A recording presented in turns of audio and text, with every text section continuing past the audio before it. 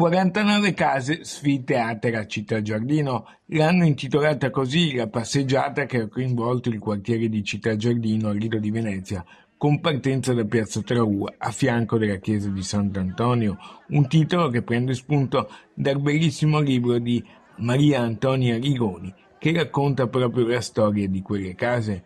Un problema, gli alloggi vuoti, di cui si parla da anni, riportato alla luce anche da un'interrogazione in Regione Veneto della consigliera Elena Ostanel.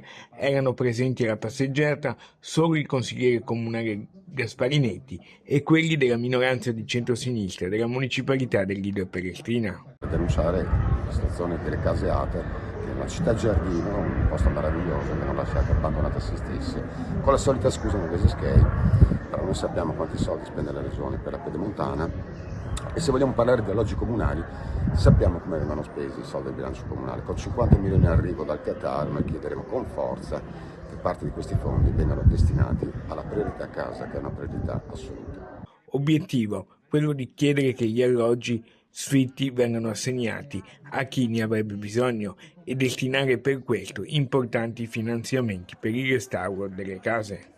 È necessario rimettere a disposizione del pubblico, delle persone, il patrimonio delle case che abbiamo.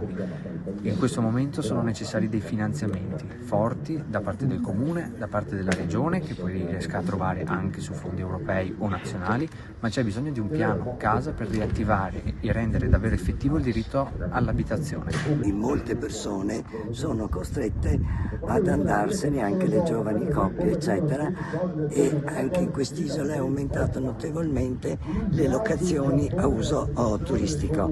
Vorrei solo fare presente che nel 1997 gli abitanti al Lido erano 18.841, a fine 2023 15.786, quindi abbiamo un calo demografico di più di 3.000 persone.